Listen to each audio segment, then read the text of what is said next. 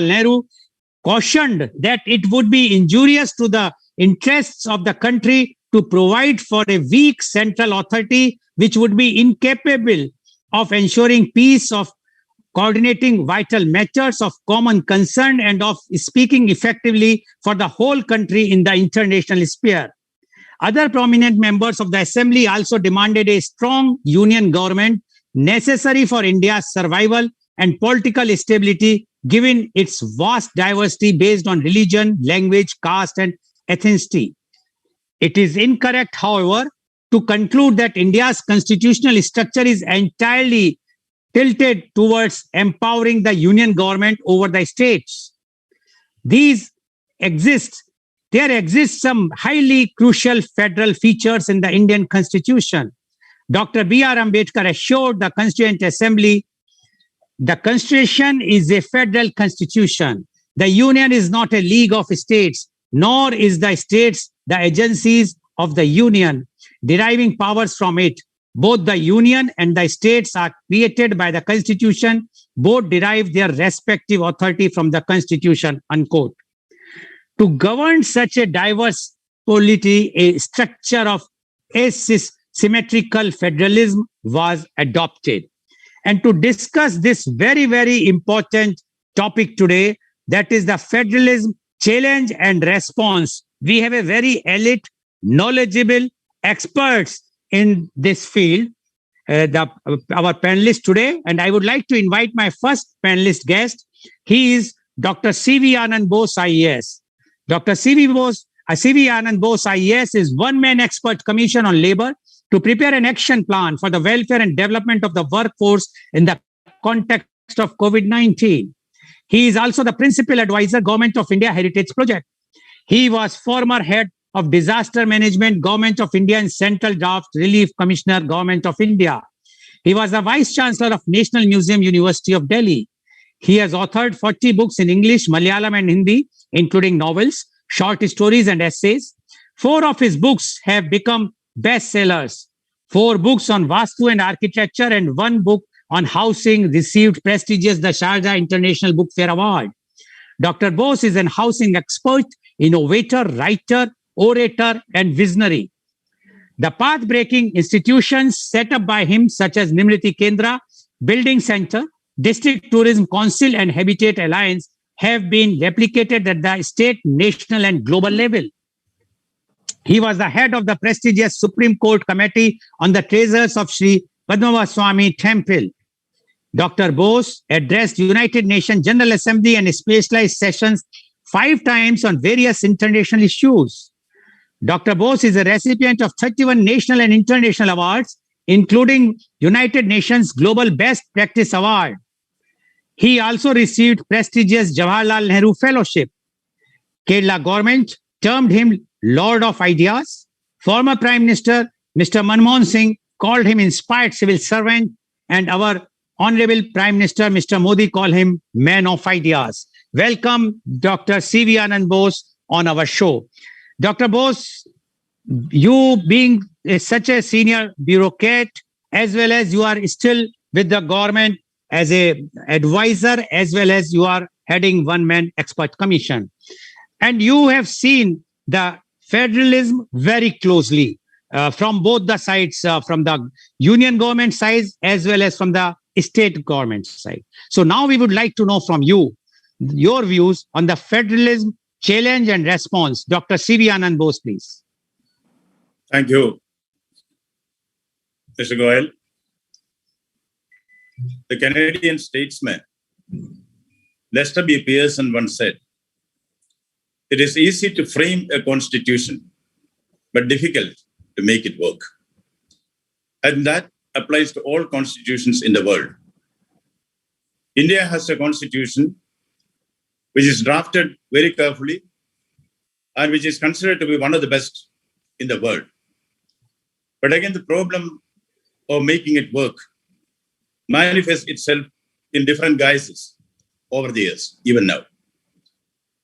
India has accepted the British model or the UK model for its parliamentary democratic system. But we have not inherited from them or borrowed from them or adopted from them the unitary structure to the government. We went in for a federal structure. In this respect, we are more akin to the United States of America. Of course, with substantial differences in content. For instance, we have not adopted the presidential form of government from the US. So we have a unique constitution which is rooted in the federal concepts. India means the union government and the state governments. Of course, there are the union territories which came in later, which form part of the union government for administrative matters. Now, when federalism is defined, there are various aspects of it which should be considered. Technically, the seventh schedule to the Constitution defines the legislative contours between the union and the states. We have a union list which consists of, if my memory is right, 98 subjects on which the absolute right for legislation lies with the government of India, the union government. Second is a state list. I think 58 or 59 subjects are listed here, where the legislative sovereignty lies with the states. And there is a concurrent list, where the central government or the union government or the state government can legislate. In case of a dispute, the decision of the parliament will prevail. Fairly well-defined borders are there. And now, but when it comes to practice, as we know, there are fissures, there are ruptures, there are conflicts, and there are flashpoints also once in a while which emerge.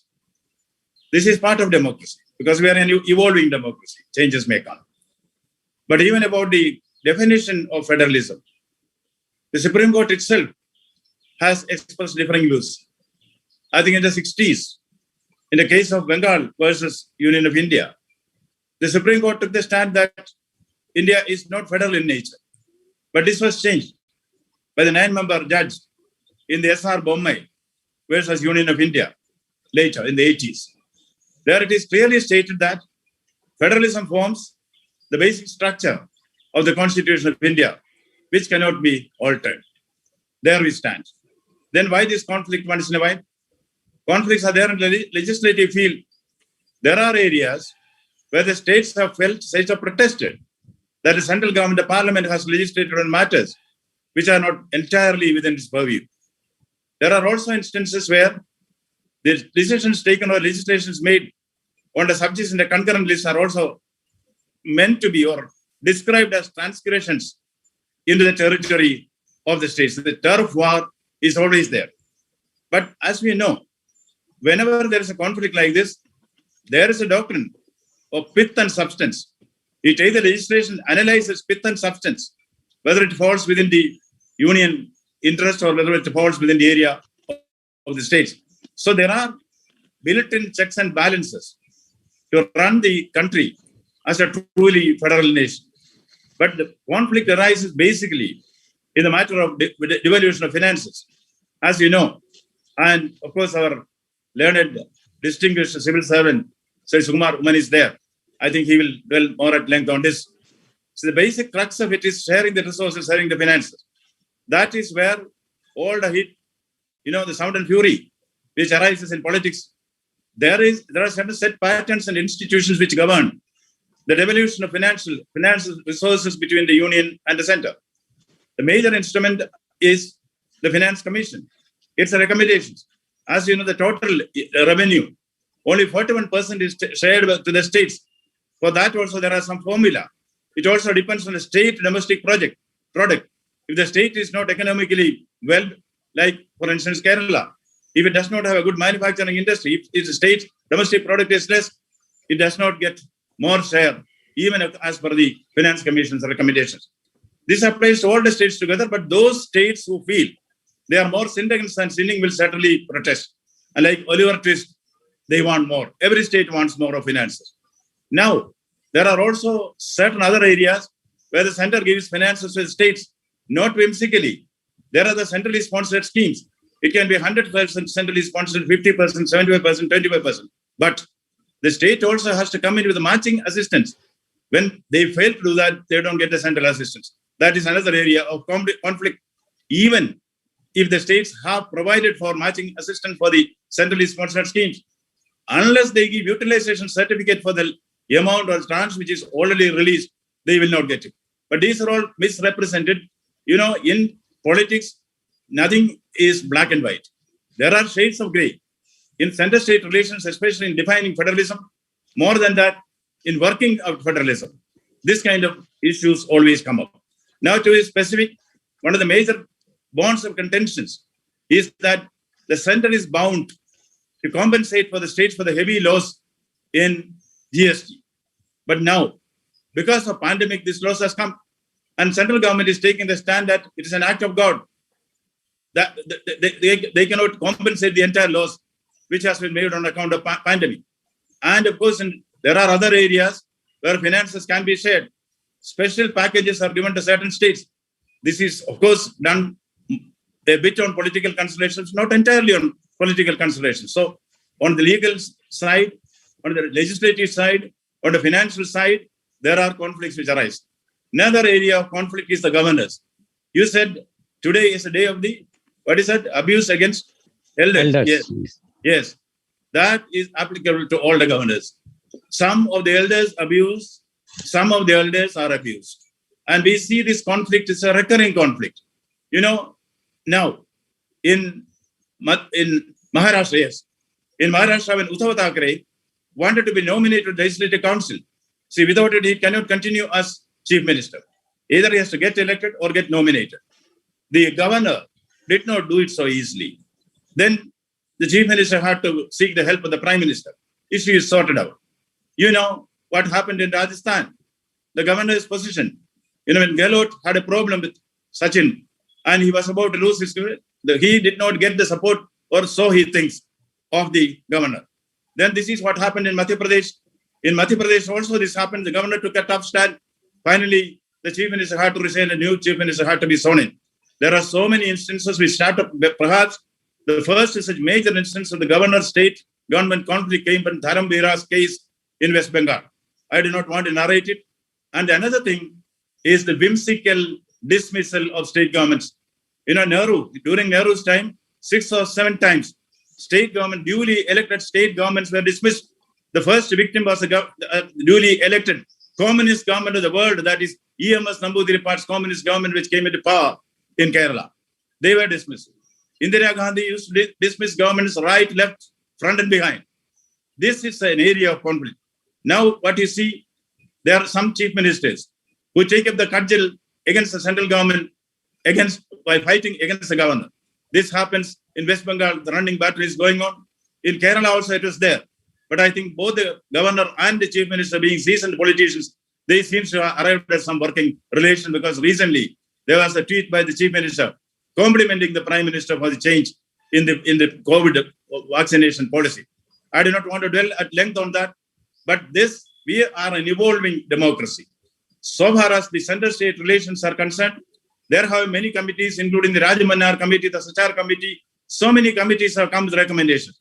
We are evolving, and I think India has internal strength and the buoyancy to sort out minor problems which crop up from time to time and consolidate our position as the largest democracy in the world. Thank you. Thank you very much, Dr. Anand Bose, for giving your views about the topic. And the topic is the federalism challenge and response. What Dr. Bose, I would just highlight few points. What he said is, according to him, the Indian Constitution, which is one of the best constitution in the world, has been taken from the UK, from the USA. All the best parts of those constitutions have been incorporated in our country's constitution. But there are many times it has happened when there are difference of opinions between the state government and the central government. And he has mentioned that the Supreme Court has clearly settled it properly in the Bombay case, where they says that India is a federal country. So it's a federalism is going to be there. Even he mentioned how the federalism is working in India. He says the central government gives the financial aids to the state government. Many times it happens the state governments wants more and more. while the central government, after all, they have to see all the states in the country. So it is not possible sometimes to give the requisite amount what they have asked. And then the conflict starts. He has also mentioned how the this GST thing has come now because of the pandemic. So much extra expenditures are there of the government, and that's why. And these governments are asking, the state governments are asking for the compensation which has been promised earlier by the central government. But because the central government stand is this act of God, so this duration of this has to be waived off. But the state government is asking for that. So there is a conflict like this. He also mentioned how the governor's role, which is very important in the state, and there also lots of conflicts are there. He has given the examples of Rajasthan. He has given the example of Maharashtra and other states.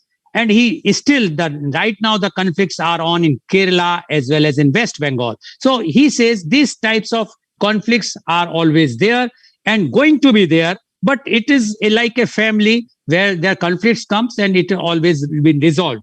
He also mentioned how the central government has overruled or rather dismissed the is duly elected governments, and he has given the data as how in the time of Pandit Nehru or in the time of Indira Gandhi, how many governments have been dismissed due to those who were duly elected. And so he says basically it's a federal system in our country. Federalism is there.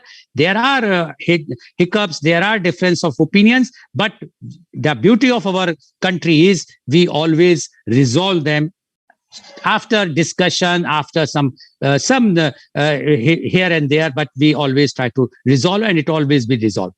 Thank you very much, Dr. C.V. Anand Bose, for giving your views. Now I would like to invite my next guest, and he is Mr. Sukumar N. Oman, IES. Mr. Sukumar N. Oman, IES, is the former chairman and managing director of Madras Fertilizer Limited. He is the managing partner of Omega Alliance, law firm based in Kochi with specialization in tax, corporate laws, constitutional law, mercantile law, arbitration, and labor laws. He is of 1973 IES batch. He was allotted Manipur Tripura cadre. He was the general manager, Central Island Water Transport Corporation, Kolkata, for 2 years. He was deputy chairman, Kochi Port Trust. He was controller, that is the chief executive officer, Vikram Sarabhai Space Center, Trivandrum. He was the principal secretary, state governments of Manipur, Tripura, and Kerala, in which he looked after the departments like transport, planning, health, public works, taxation, agriculture, energy, land revenue, land registration from 1990 to 2002. He was the chairman of Kerala State Electricity Board. He was the single member sales tax tribunal government of Tripura. Welcome, Mr. Sukumar Oman, on our show. Mr. Oman, you have heard what Dr. C.V. Anand Bose has mentioned.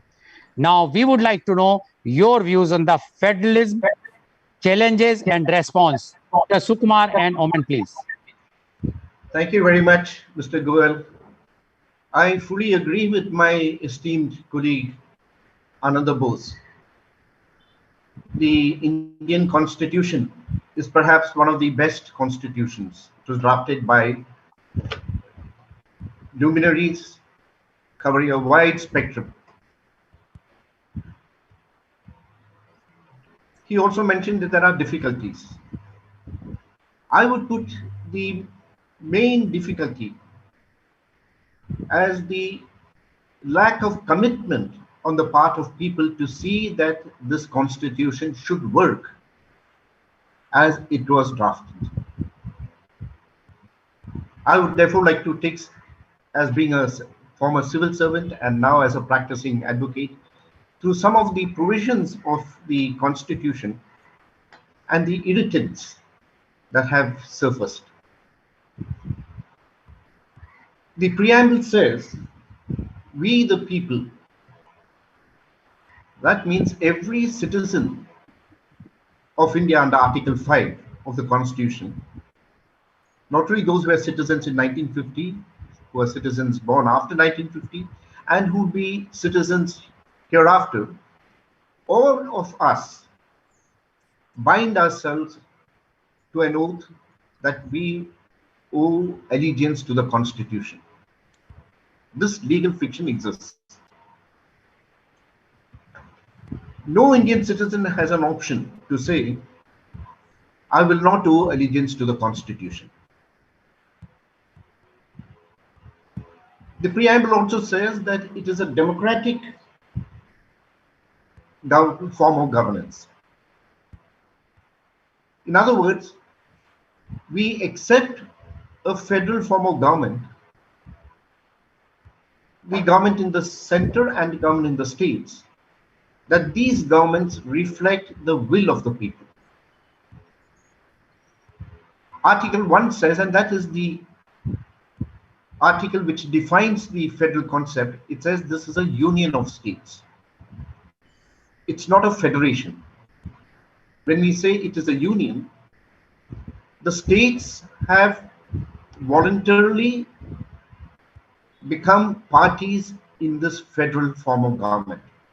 It is not federation through an agreement. Mr. Ambedkar, I'll just quickly quote this, which he had said in the drafting committee. This is in the Constituent Assembly Debates, Volume 7. Quote, but I can tell you why the drafting committee wanted to make it clear that though India was to be a federation, the federation was not the result of an agreement by the states to join in a federation, and that the federation not being the result of an agreement, no state has the right to secede from it. The federation is a union because it is indestructible.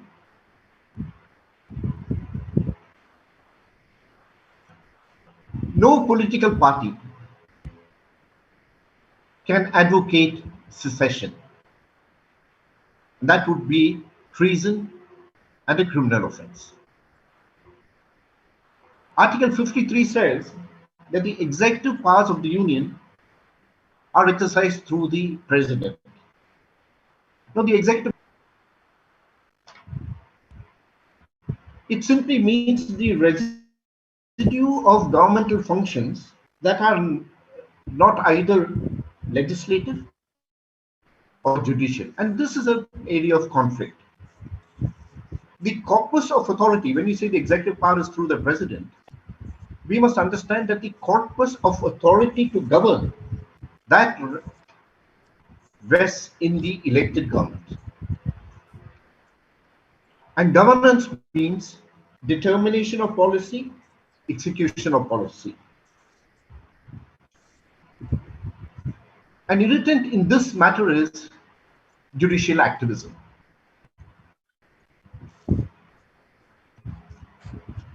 There are contrary, the Supreme Court has taken contrary positions. I would say that the better view of the Honorable Supreme Court is that the court should not interfere in policy matters. The policy is the will of the people. I would also submit with great humility and of course with great respect to the Honorable Supreme Court that if the Supreme Court ventures into policy areas, that would also be transgressing the constitutional boundaries. Take, for example, the recent intervention in vaccine matters policy. I personally feel that that is a matter entirely within the domain of the elected government, the will of the people. The policy was determined by the union government in consultation with the state governments. There is no controversy on that. It would be wrong, and I say with great humility and respect, for the Supreme Court to question the policy before it has been debated in the House of the People. What is the will of the people? The will of the people, and that is a democratic form of government which we have accepted in our preamble. It says that the President will act on the advice of the Council of Ministers. That is Article 75. Prior to the 42nd Amendment, the president had some leeway, some discretionary power. Now he has absolutely no discretion. The advice of the Council of Ministers is binding on the president. The cabinet has accepted what is called the principle of collective responsibility. So if there is any member of the cabinet who disagrees with the policy of the government, he or she has no choice but to quit. The Prime Minister has a constitutional duty to inform the president of the decisions, the policy decisions of the government. And all this works very well. But the question is, how would people accept the concept of will of the people? How do governments accept it? I would add a word of caution, and where we see protests against the government of India, central government. Protests should not degenerate democracy. It should not lead to degeneration of democracy to anarchy. The will of the people can't be overruled on the streets. That would be a very dangerous threat. The proper thing is, when there are protests on the streets, for the elected representatives where these protests are held, to raise the matter in the House of the people. And if a policy deserves to be reconsidered, the House of the people will reconsider and take a decision. And so long as the union government has a majority, the will of the people must prevail. I personally have followed a policy, and that's because of my faith. I say, pray for the government in office that you may live in peace. That is the best way to pray for good governance.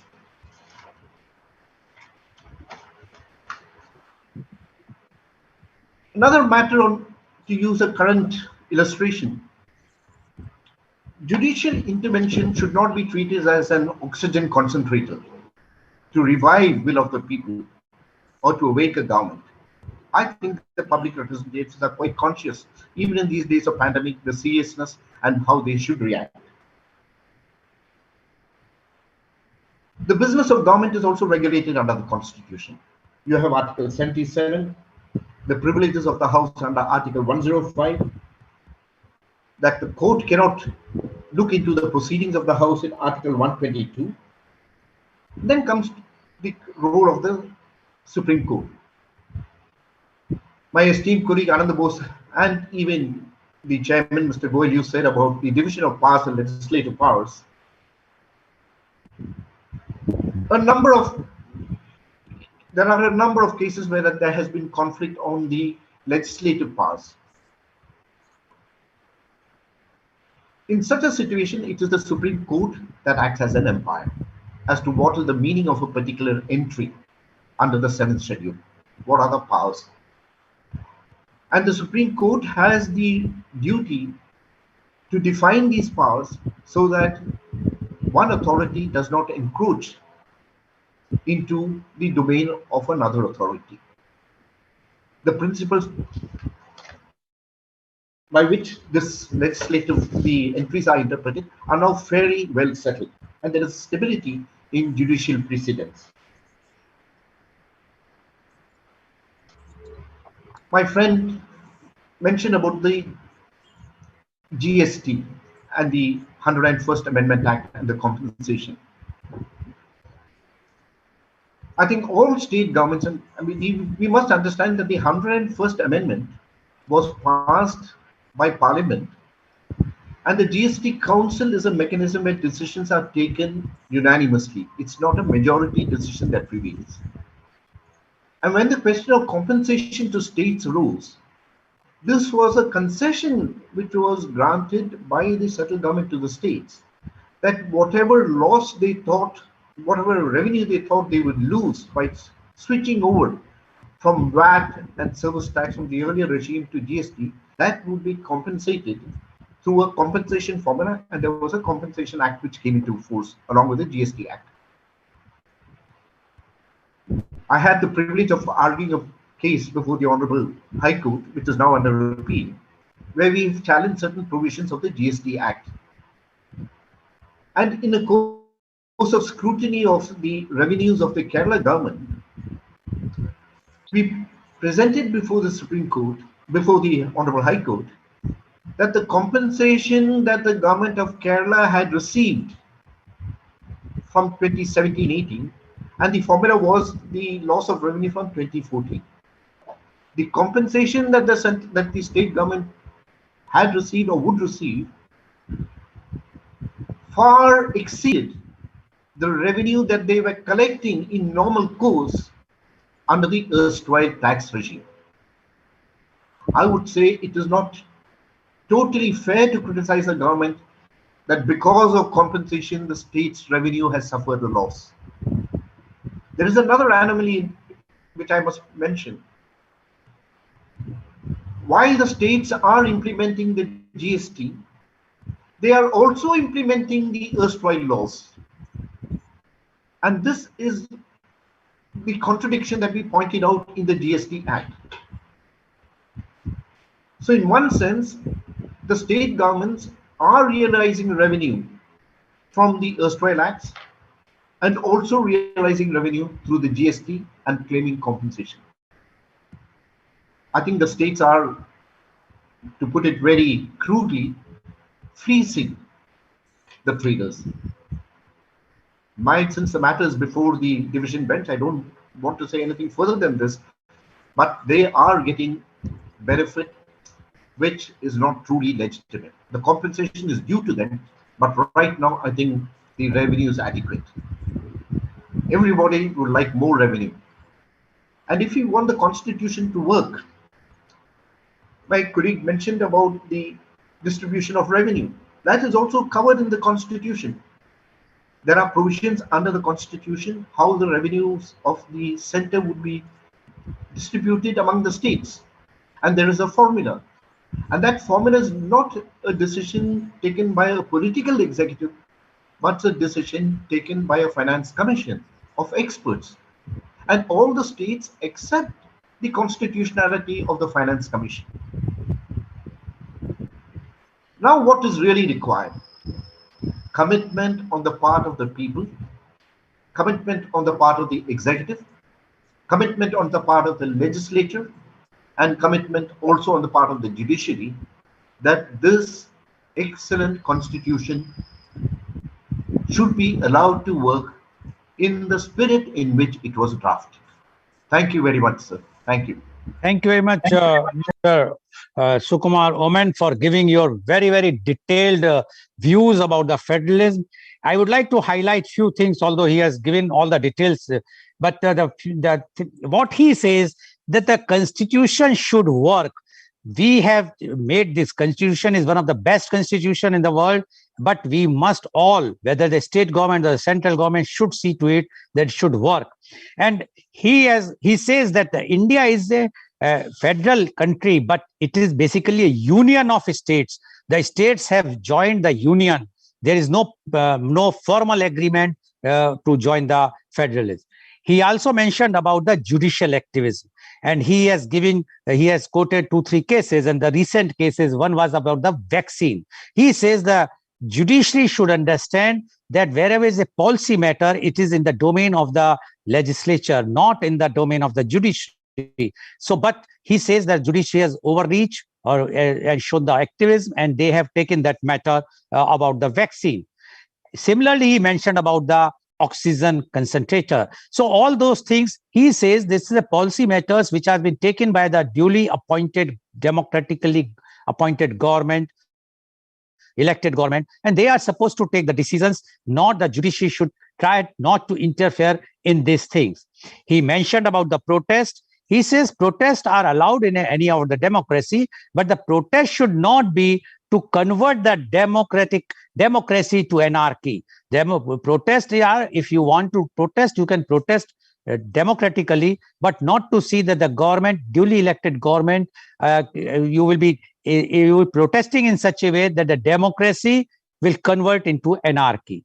He has mentioned about the GST, and he says, because he has already filed a case in the Honorable High Court of Kerala, he says there is a case which he has seen, and that in Kerala, what compensation they have received, it is far more than what the Kerala government would have collected the tax during that time. So he says that what the states are asking and putting pressure on the central government for the compensation, they must see themselves what is the condition. If they would have been in the power, they would have been collecting the tax, whether this compensation what they have already received is not more what they have already received than if they would have collected. So according to him, the federalism is very good, but the states and the judiciary and the central government has to work hand in hand.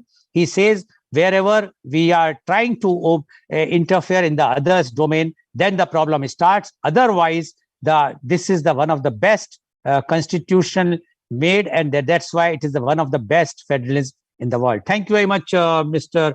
Sukumar Oman, for giving your views. I must say that you have explained in a very easy way, so the viewers might be enlightened about what is the duties of the central government and the state government in the federalism. Now I would like to invite my next guest, and he is Colonel S. Denny, retired. Colonel S. Denny is a contemporary writer now based at Kollam. Colonel Denny served as an Indian Army Infantry Rajput Regiment officer for more than 20 years. He has first-hand combat operational experiences after having served in multiple tenures in Kashmir Valley, Northeast India, and along the line of actual control in Ladakh. In Kashmir, he served for 8 years, both along the line of control and in Rashtriya Rifles. He served as a military observer with United Nations in Congo. He commanded an infantry battalion at Penangong, Taso for 2 years. After command of battalion, he was nominated for the prestigious Higher Defense Management course. He was posted as a faculty in Defense Services Staff College, DSSC, Wellington, Tamil Nadu. He took voluntary retirement from the army. He is Masters in Defense and Strategic Studies from Madras University. He completed a graduate certificate course in Strategic Studies from Takshila Institution, Bangalore. He undertook the Kautilya Fellowship Program with India Foundation. Currently, he is pursuing MPhil in Defense and Strategic Studies from Madras University. He contributes articles in many publications as well as in digital media such as Dinalipi.com, Swarajya, The Print, Rediff.com, USI Publications, Moneycontrol.com, and Malayalam newspapers. He participated in various panel discussions in English, Hindi, and Malayalam on TV channels and also on online website. Welcome, Colonel S. Denny, on our show. Colonel S. Denny, you have heard what Dr. C.V. Anand Bose as well as what Mr. Sukumar Onam has mentioned. And they have given the details about the federalism, the challenge and response. Now, we would like to know your views on the federalism, challenge and response. Colonel S. Denny, please. Thank you, Mr. Goel, for once again hosting me in your show. And it's also a proud privilege to be part of a panel with Mr. Sukumar Oman and Mr. Ananda Bose and Srimati Padmaja Menon. I was just thinking about this topic, federalism, challenge and response. So when we look at challenge, I gave it a thought that is the challenge current, or was the challenge does it have a historical background also? If it has a historical background, did the makers of a constitution, did they take care of it? Did they perceive that there will be a challenge?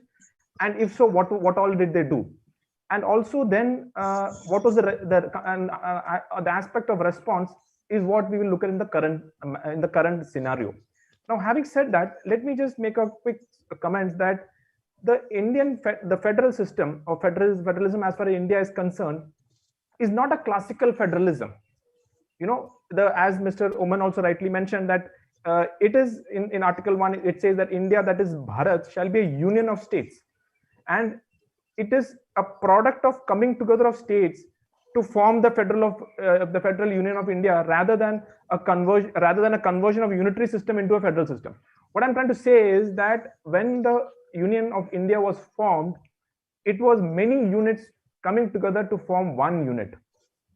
And the basic function of this particular federalism is that, like it was mentioned earlier, it is an indestructible union involving destructible subunits or units. What I say is that indestructible union is the Indian state, which cannot be destroyed, but the states within India can be, the shape or the size and all those things can be changed even without the permission or the concurrence of the state. So inherently, there has been a bias towards the Union of India in the constitution itself. Although we say we are a federal state, through the constitution, when the constitution was framed, there was an inherent bias towards the Union of India.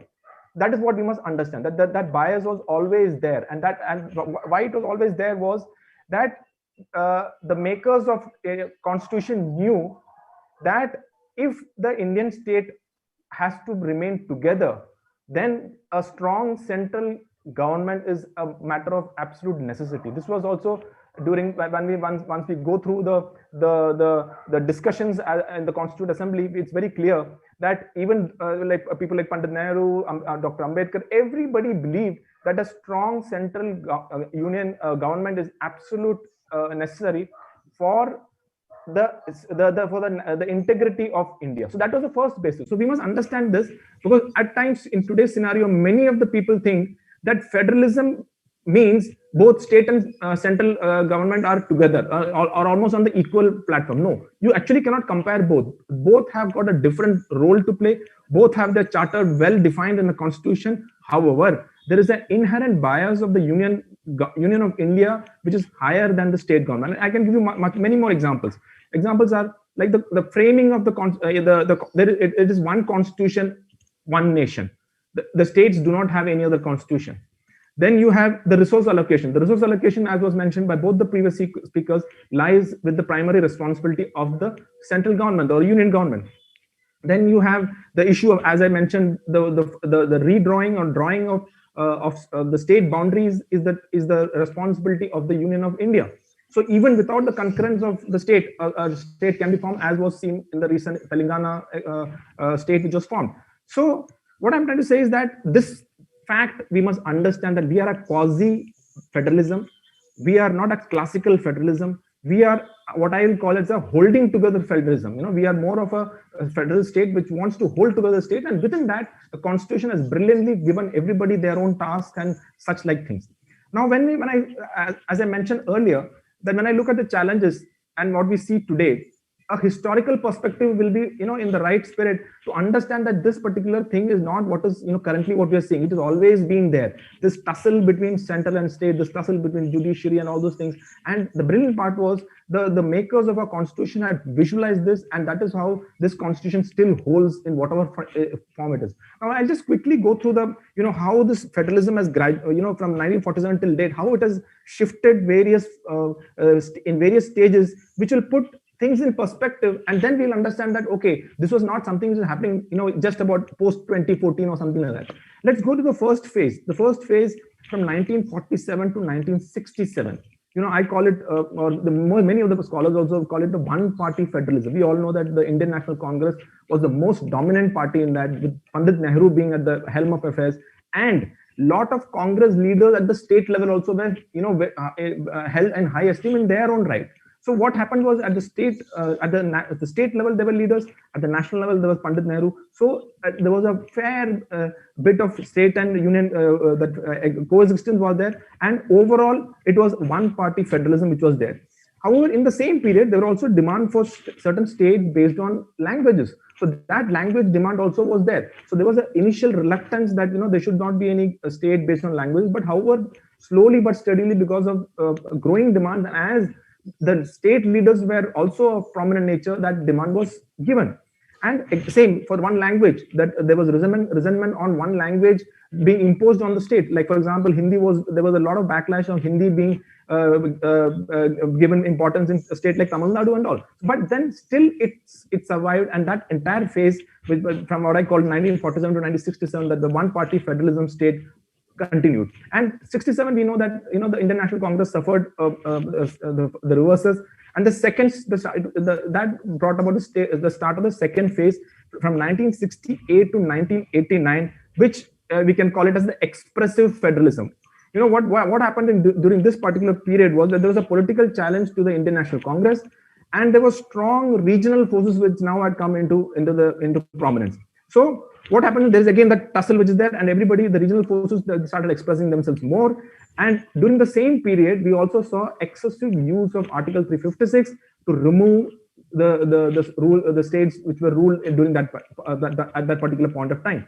And as earlier, the regional demands now started rising even more. And at the national level, there were also efforts of reconciliation, especially in the state like Jammu and Kashmir and such like places. There were efforts of reconciliation, like what we all know, the Delhi Accord and all those things. So this particular thing also finished by 1989. Now, after 1989, the third phase, which started from around 1990, and it moved right up till 2014. So this particular stage, what we can, or the phase we can call it, is the multi-party federalism. What happened is that the Indian National Congress at the national level was completely weakened, and there was creation of a coalition government with the support or with the backup of regional parties, including the communist parties and all we know. During the same period, the economic reforms was unleashed into the country, and now the states had greater financial autonomy. Now, each of the states wanted to, benefit from the economic liberalization which has happened. So you found that there's a resurgent Gujarat, or there was a vibrant Gujarat, the Kerala model, and the Haryana model. All these people now are trying to attract a lot of foreign investments as things, so that the states now had a more and more of the financial autonomy, which was till now it was not there. So that also happened. Similarly, there was also a judicial check on the use of Article 356. I think Mr. Sukumar will be knowing. I think this is a Bombay case in which that use of Article 356 was now contested by the judiciary. The Supreme Court said that you can't be using Article 356 indiscriminately. So there was a sense of a little bit of caution was there for the use of Article 356. And most importantly, this was also the period when the local body, the Panchayati Raj Act and all those things came into being, and you found a new form of governance at the grassroots level, which again, in a way strengthened the federal concept. And this also added to that multi-party federalism. So this phase ended with about 2014. This particular phase ended, and then from 2014 till date, what we can call is the return of the dominant party federalism. What happened initially, the same case is the rise of the BJP as the dominant party at the national level.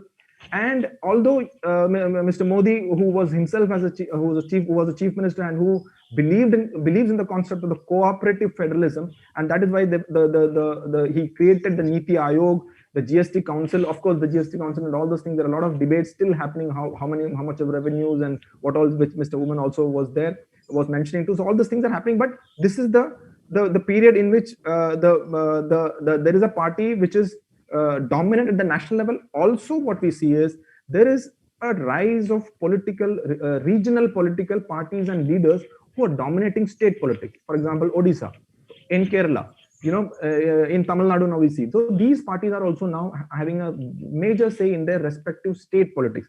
So this is the same time when we see the rise of national federalism, if I can put it in that way. Why do I say national federalism? Is that whenever there is a cause which involves a nation, there is at least there are states which would like to be seen as part of the national federalism. For example, when there was a Chinese attack, there was the criticism and opposition from Indian National Congress, but there were people like the Odisha Chief Minister who was in full support. Similarly, is the case even now. When there is a national cause, there are people who want to support. Even for that matter, Arvind Kejriwal being such a big opponent of the Prime Minister Modi, but when it comes to many other, for example, the agriculture bill and such, the CA bill and all, he took a little bit neutral stand and also, which now feels that towards the nationalism cause, you can change your political stand also. So this is how it was there. And finally, the crucial role of states during this pandemic also we can see during this particular thing, which again brought back the focus of this entire debate on federalism. That how does the Union Government of India deal with the situation like pandemic? The health is a state subject, but pandemic is a national disaster. So, there were debates, and now we know that, the vaccination was initially centralized, then the state governments wanted decentralized, it was given to them, and now after problems which they faced, now again it has gone back and it has now become a centralized thing. So we see a debate, an ongoing process, a churning as far as even the federal concept when this pandemic is also there. I think the more and more lessons will come out of this as we go ahead. So this broadly is the academic debate which has been happening throughout our independent history. So from 1947 till date, this debate on federalism, the resource allocations, the whose jurisdiction is all this, these all debates have been continuing. I foresee in the future also this as a healthy democracy, these kind of debates will continue, and all those things will continue. Now I want to touch upon the aspect of political aspect in this particular issue of federalism. Now what we see of late is that threat to federalism has become a cliche for politicians who are on the back foot. If any politician is on the back foot, he can just say, okay, this particular step is a threat to federalism. He will immediately he or she will immediately take a stand that this is a threat to federalism and I can't be questioned like this.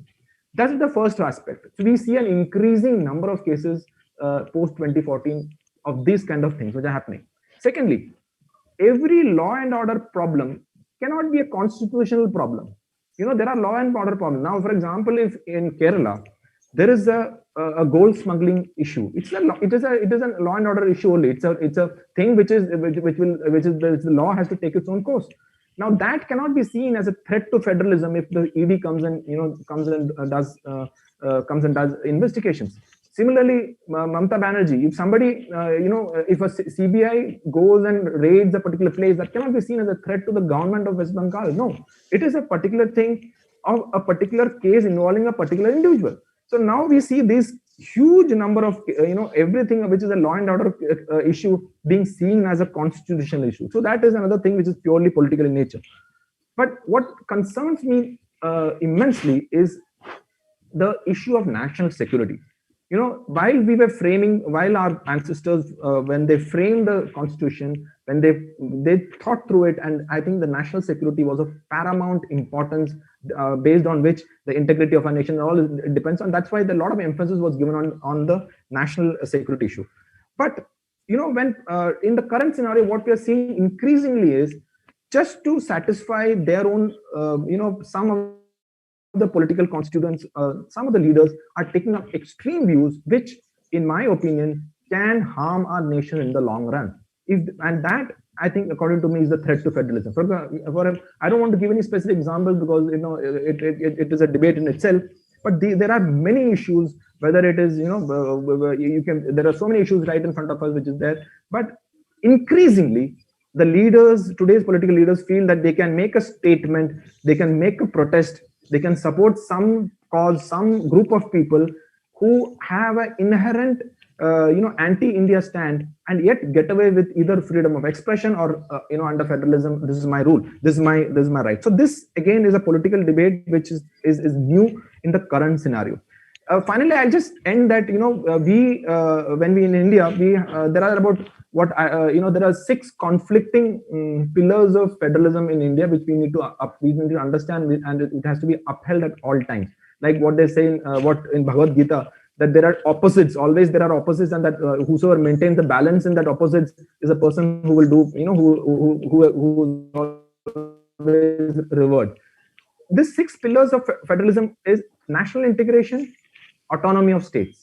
Number 2, 3, centralization, decentralization, and 5 and 6 is nationalization and regionalization. So a balance of all these things is what is our federalism. So all these concepts have to be taken into mind, and then our constitution as the architects of a constitution, what they visualize, I think that is what we will see in the future also. So all these things have to be understood in the context it is, and in my understanding, that there is enough strength in our constitution to withstand all this. However, there is also a need for the political leaders to be very, to have some sort of responsibility towards them, not just think of political gains, but also about the nation as such. Thank you very much, Colonel Denny, for giving your views. And Colonel Denny has highlighted many points. I will just summarize them in a first thing he says, undoubtedly, the constitution is tilted towards the central government or the union government. It's biased. And he says it's biased because at that time they know that the country, if the country has to be united, all the states have to see to it that they are united under the umbrella of a central government.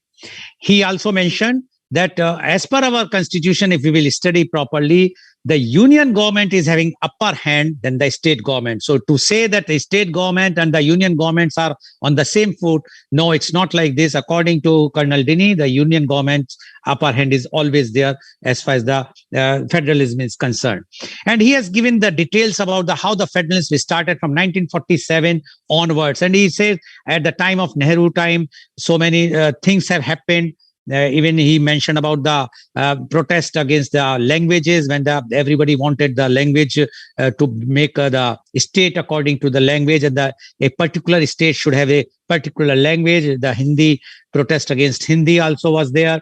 Then he mentioned from 1968 to 89 time when according to Colonel Denny, the misuse of Article 356, where the duly elected governments has been removed. State governments by the central government. And then he says that from 1990 to 2014, the judicial has come, the judiciary has started putting pressure on the central government, including the misuse of 356. He says at that time the Panchayat Raj has been introduced and the Panchayat has become so now. So that the federalism which is started from the center to the state, now the Panchayat is also there. And now he says after the 2014, because again there is a strong person at the center. So Niti Aayog has been formed, GST Council has been formed, but the regional parties have started putting pressure on the government on many aspects, in which he has given the present scenario, the context of the West Bengal, where the CBI has raided a few of the officers there, and then the government says it's an attack on the federalism. But he says, according to him, the national security is the most important thing, and one must understand whenever there is a national threat, all states have to come together along with the union government to see that the national security should not be compromised. Thank you very much, Colonel Denny, for giving your views. Now, I would like to invite my next guest, and she is Miss Padmaja Menon.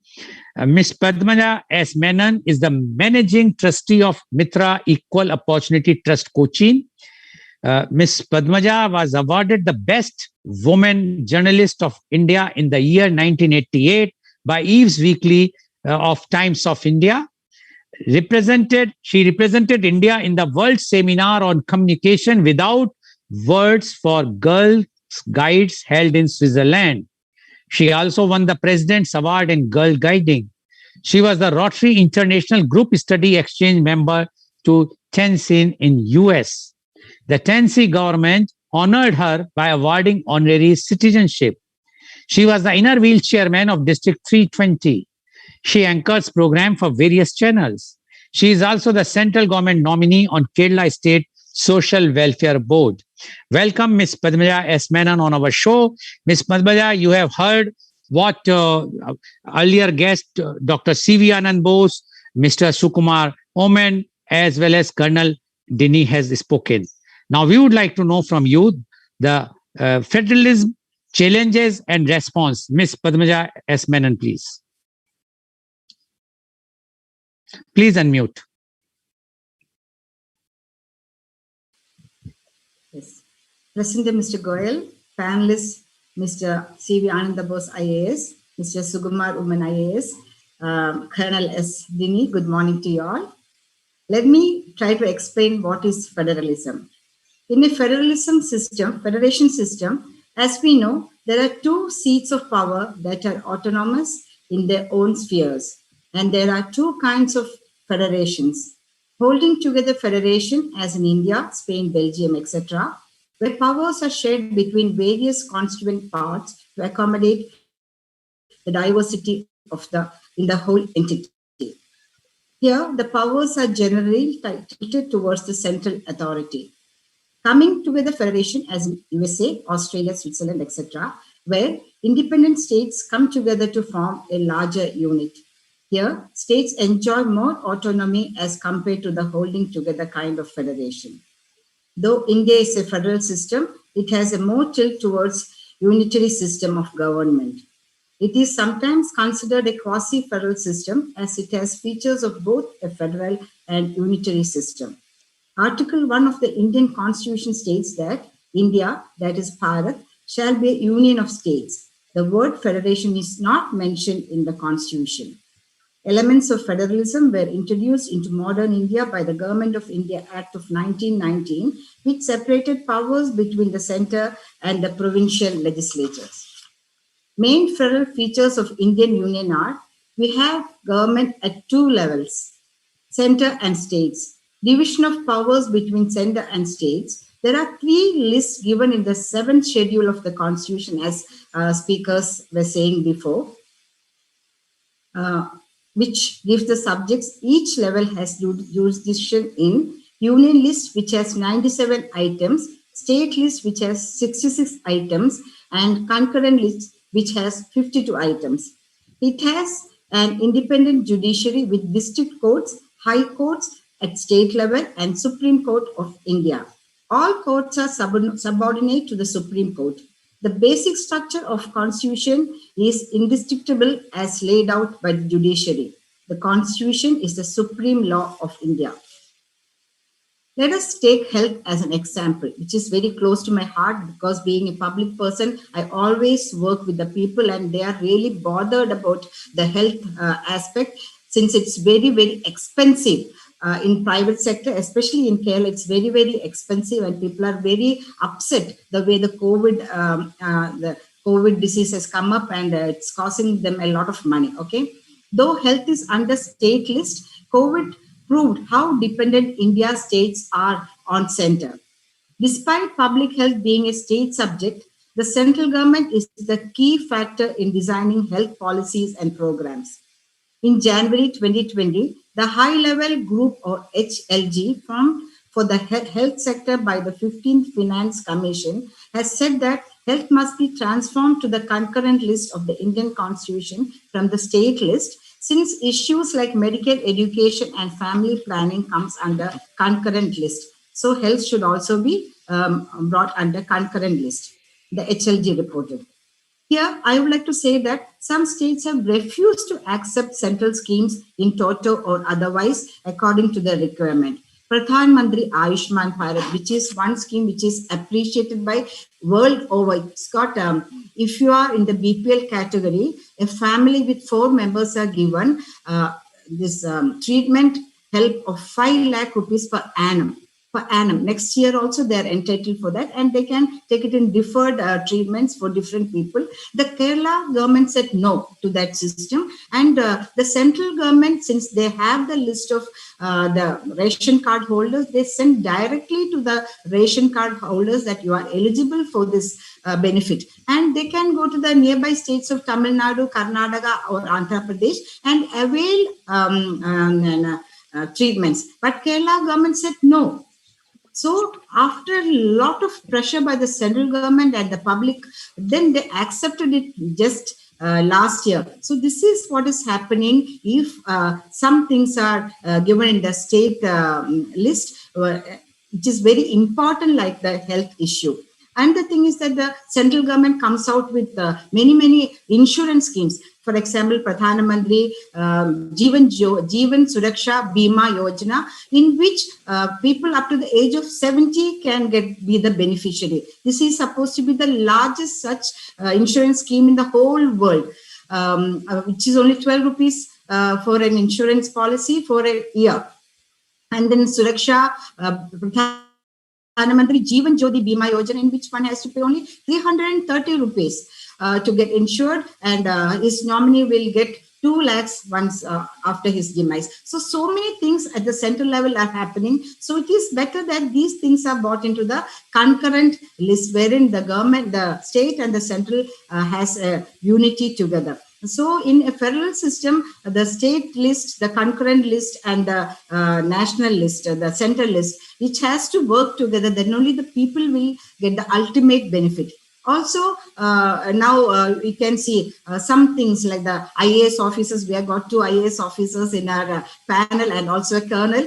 Those are all in the central system. Like the colonel was mentioned, what's happening in West Bengal now? As chief secretary, who is an IAS officer who comes under the center, he is being told by the chief minister that no, he cannot leave the state. So these are disputes which is arising from the center and state tussle. So these things also have to be sorted out. The constitution definitely says where to draw the line, but sometimes in the states, in the anxiety to make people believe that we are the supreme power, especially when in Kerala, where the CPM rules, where they have the allegiance towards another, we feel, don't know. Like take the example of the Union Territory Lakshadweep. It all the Union Territories come under the central list. Okay, the states do not have any right just because they Lakshadweep stays very close to Kerala. They have their administrative office in Kerala, but the Kerala government believes that it's part of Kerala, and they are creating a lot of problem against the Lakshadweep administrator who is being appointed by the center. How can you say just because Lakshadweep, the Andaman and Nicobar Island is accessible easily by from West Bengal or from Tamil Nadu? It's they decide the fate of what has to be done in Andaman Nicobar Islands. So these things are of concern to the people. The center has to step in at the right time and curb such indulgence by the state government. And also the education is in the concurrent list. But now in the during because of the COVID pandemic, the children are finding it very difficult to study through the online system. Most of them do not have the study material, that's the tab or the computer or the TV. So the government, both the state and the central government has to butt in and support the people. And during pandemic situations, the article, the constitution says it is the duty of the center to make sure that all the citizens have enough food for sustenance. The center is doing that. So these things, both the as the constitution writers has envisaged, both the center and the state has to hold hands and work for the betterment of the people, that is the citizens of India. That's what I have to say about the challenges. Thank you very much, Ms. Padmaja, for giving your views. And what Ms. Padmaja has mentioned, she says that both the center and the state government has to hold the hands together to see that the country will be together. And she has mentioned about the very important aspect about the health. And she says the health is very expensive, and especially because she belongs to Kerala. So she has mentioned about the Kerala. And she says because the health is in a state list, and what is happening, the state is not giving the proper treatment or the proper facilities to the citizens of Kerala. She mentioned about how the private facilities in the Kerala, medical facilities, are very expensive. As well as she says that the Kerala government resisted for implementing the Ayushman Bharat, which was released by the government of India, because they do not wanted that particular scheme, which was very beneficial for the public at large. But after that, lots of pressure from the central government as well as the public, the last year only they have started accepting that particular scheme. She says, even she has mentioned about the insurance schemes. Many insurance schemes the central government has proposed or implemented in other states. The Kerala government or the many of the states resisted and that's why she says that the health and many other subjects should be transferred to the concurrent list, not from the state list. And then the things can be more smooth. She has also given the reference of the West Bengal, what has happened about the thing recently. She also mentioned about the Lakshadweep, and she asked how the Kerala government can object, which is not in their domain. It is the central government domain to appoint any administrator or not to appoint. So that is the thing. So according to Ms. Padmaja, both state and the central government has to work together to make this country great. Thank you very much, Ms. Padmaja, for giving your views. Now I would like to ask the question to Dr. Bose. Dr. Bose, you have heard everyone and you have given your views also. Now my question to you is, when so much conflict of interest between the state and the center, which our panelists has also mentioned, are there, what are the checks and balances to tackle such type of situation? Dr. Bose, please. I think the answer to that question lies in the topic which you have suggested today: federalism, challenge and response. I think any dynamic society moves between challenge and response. This is a favorite expression used to be Arnold Toynbee. The Chinese say about yin and yang. I think all progressive societies move from the yin to the yang, or if there is a challenge, there is a response. I think we have a built-in system which can give the response, the right response to the challenges. Having said it, I would like to be brief and bring to you one of the repeated, oft-repeated, perhaps, Yoruba tales. Among the Yorubas of Nigeria, there is a practice. When a young man becomes a youth, he is subjected to a test. He is tied to a tree inside a dense forest. The whole night he has to be there. There are wild animals roaming around. Anything can happen to him. And he started cursing. How can my father allow this? How can my tribal chiefs allow this? Tying me to a tree and leaving me in the forest alone with the wild animals roaming around. Early morning, he is untied from the tree and he sees that his father was standing near him with a raised up axe, and behind the father were the tribal leaders, all with drawn swords to protect him. This is federalism. The union government is there with a raised up axe to save the people, to save democracy, to save we the people who gave the constitution. And behind him, that is the prime minister, are the chief ministers with drawn swords to protect federalism. I think if there is a challenge, there is a response. India is a mature democracy. In spite of the superficial and maybe even deep fissions that occasionally come up, India has the strength to stand as one. Janda unja rahe hamara. Thank you. Thank you very much, Dr. Bose. Now, and you have mentioned Janda uncha rahe hamara. Yes, we all are for that. Thank you very much. Now, my question goes to Mr. Sukumar Omen. Mr. Omen, do you think federalism will survive in India, or it will give rise to more centralized administration?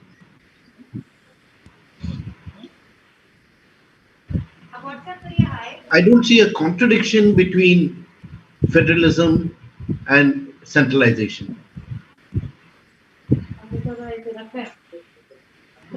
We have 28 states, 8 union territories now. And many of our states have international borders.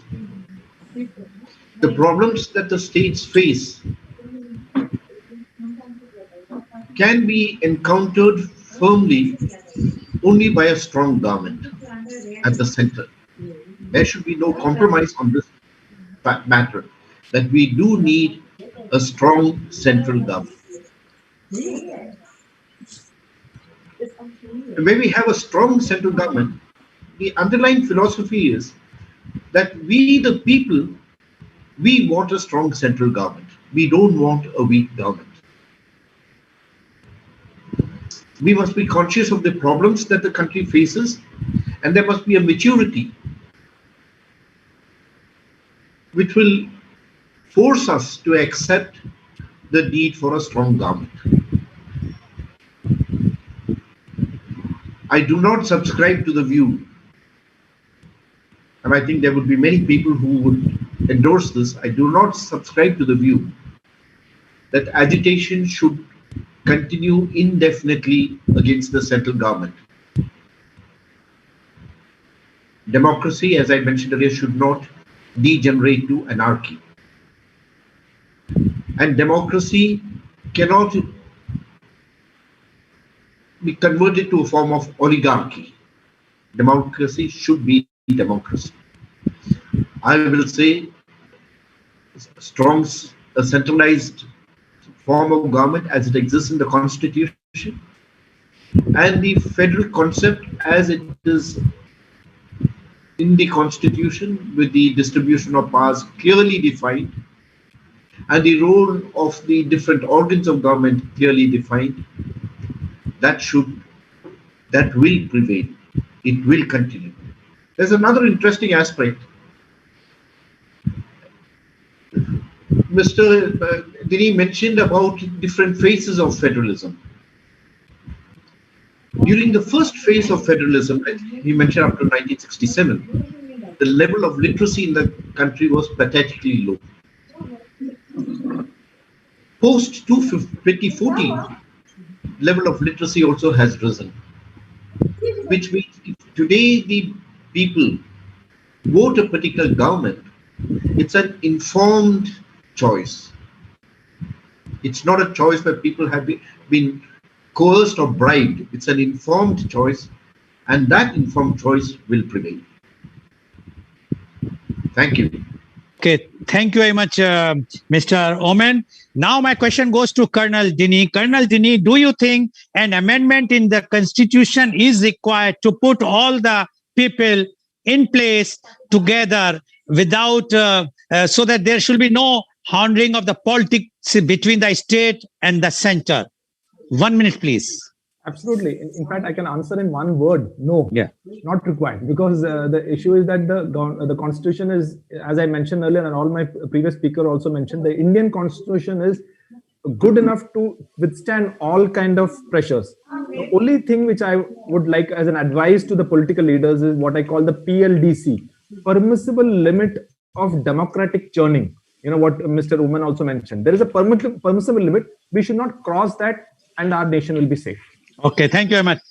Ms. Padmaja, any suggestion you want to give to the government, central government and state government, so that there will be a good harmony among them? Okay. Let the center and the state stick to the roles envisaged for them. Let them work hand in hand. Let it be Kerala, Tamil and Kashmiri. We are all Indians basically, and we do carry Indian passport. We do not have dual citizenship in India. If states flourish, then only India as a nation will flourish. So let us work together, stick together, and be happy together. Be happy together, says Ms. Padmaja. Thank you very much. So today, viewers, you have seen the views of all the experts are very, very clear. In spite of all odds, in spite of differences between state and the central government, our constitution is one of the best constitution, and it happens always that whatsoever differences are there, they can be sorted out constitutionally, legally, without interference of anyone else, and no constitution amendment is required. Yes, some things are required, minor changes are required in the list, etc., which can be done. Thank you very much. Today's program has been live telecasted by V4NEWS, Global TV, V4 Stream, Malnadu TV India, Newsgaon se Samvad Sarokar News, Bharat Post News, as well as it was shown live on Facebook and YouTube. And our endeavor is to bring to you a everyday new topic. But for last 1 month, we have started an evening program of half an hour where we call an achiever and take his or her life journey, about the life journey, and enlighten our viewers. And under the program is called Kal Aaj aur Kal Lal Goel ke Sang at 4:30 p.m. And today our chief guest is Mr. Devendra Chaudhary, Executive Director of Aqua Plumbing Private Limited, Mathura. He will be giving and telling about how he has reached on such a top in a very short time, and what is his life journey. So thank you very much. Thank you very much, Dr. C.V. Anand Bose. Thank you very much, Mr. Sukumar Oman. Thank you very much, Colonel Dini. Thank you very much, Ms. Padmaja S. Menon. And thank you all the viewers for watching our show, today's very, very enlightening show. Thank you very much.